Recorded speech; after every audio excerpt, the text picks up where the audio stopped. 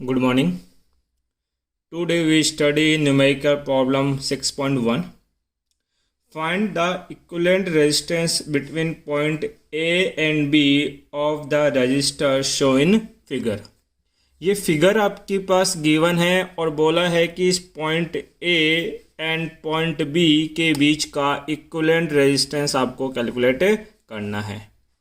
Focus कीजिए बेटा, ये जो कॉम्बिनेशन है इस कॉम्बिनेशन को देख के आप यह नहीं बता सकते कि ये पैरेलल कॉम्बिनेशन है कि सीरीज कॉम्बिनेशन है। तो जब आप लोगों के लेवल पे ये ना पता लगे कि ये सीरीज है कि पैरेलल है, सबसे पहले काम कीजिए ये रेजिस्टेंस कितने हैं इनको काउंट कर लीजिए। तो सर 1 2 3 4 एंड 5। अगर 5 रेजिस्टेंस है तो एक बार कोशिश करें कि ये व्हीटस्टोन ब्रिज बन जाए। व्हीटस्टोन ब्रिज बनाना बड़ा आसान है। जिन दो पॉइंट के अक्रॉस पूछा है उनको इस तरह से ड्रॉ करें, ए और बी, ए एंड बी बना दी। और बचे हुए जो दो पॉइंट हैं, एक तो सी बच गया और एक क्या बच गया बेटा, डी। इनको डायगोनली सेट कर दें इस तरीके से। अब ये जो 4 पॉइंट है इसके बीच में ये 5 रेजिस्टेंस अटैच हैं, इनको वापस रिकनेक्ट कर दीजिए। ये जो रेजिस्टेंस है ये पॉइंट ए और सी के बीच में कनेक्टेड है। तो ये पॉइंट ए और सी के बीच में एक रेजिस्टेंस कनेक्टेड है, कितना बेटा, आर। नेक्स्ट, ये रेजिस्टेंस कौन से दो पॉइंट के बीच में है बेटा, ए एंड डी। ये ए और डी के बीच में कनेक्टेड है, इसकी वैल्यू भी कितनी है, आर। ये कहाँ कनेक्टेड है, सी और डी। सी और डी के बीच में ये कनेक्टेड है और इस रेजिस्टेंस की वैल्यू भी कितनी है बेटा, आर आपके पास गिवन है। ये वाला रेजिस्टेंस किन दो पॉइंट के बीच में है, C and B. C and B, इस रेजिस्टेंस की वैल्यू भी कितनी है बेटा, आर। और ये बचा हुआ जो लास्ट रेजिस्टेंस है ये कनेक्टेड है बी एंड डी। तो ये B और D के बीच में मैंने कनेक्ट कर दिया और इस रेजिस्टेंस की वैल्यू भी R। जिन दो पॉइंट के बीच में पूछा है उनको एक्सटेंड कर देंगे। A और B के बीच का इक्विवेलेंट पूछा है।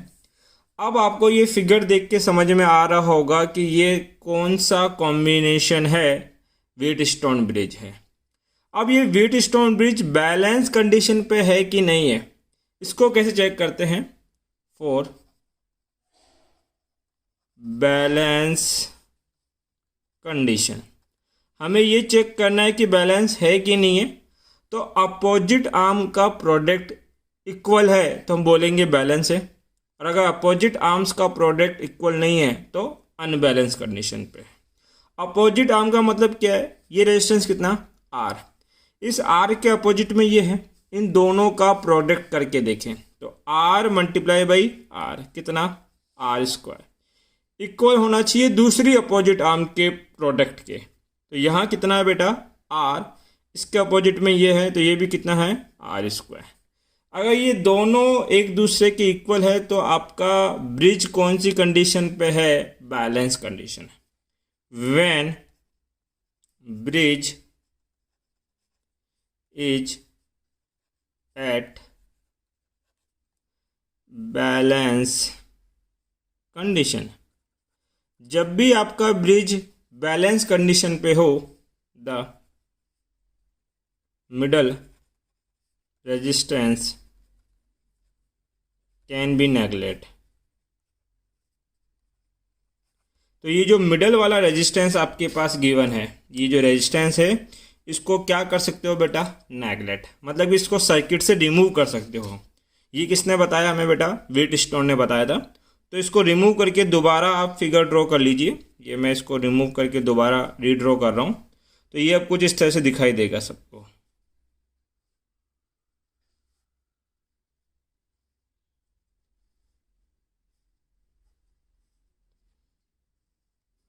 ये ए पॉइंट और ये B, resistance R R R and R. अब बताइए बेटा ये दोनों रेजिस्टेंस कौन से फॉर्म में है, सर ये दोनों सीरीज में है। नीचे वाले दोनों भी कौन से बेटा, सीरीज में।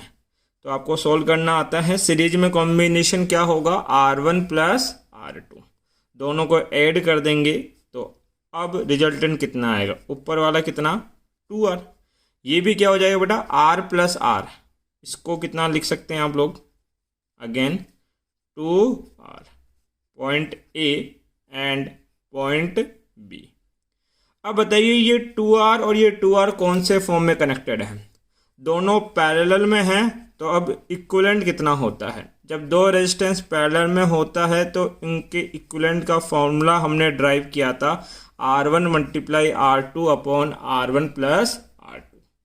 डेट मीन इनका कॉम्बिनेशन क्या आएगा आपके पास, दोनों का product that is 2r multiply by 2r upon दोनों का सम 2r प्लस 2r कितना हो जाएगा बेटा 4r, एक r से r कट गया, 2 मल्टीप्लाई 2 4 होगा, कैंसिल आउट, कितना बचेगा बेटा आपके पास r। तो हमारा रिजल्ट क्या आया कॉम्बिनेशन का, वो आया बेटा आपके पास r ओम, और ये हमारा क्या है आंसर। Thank you.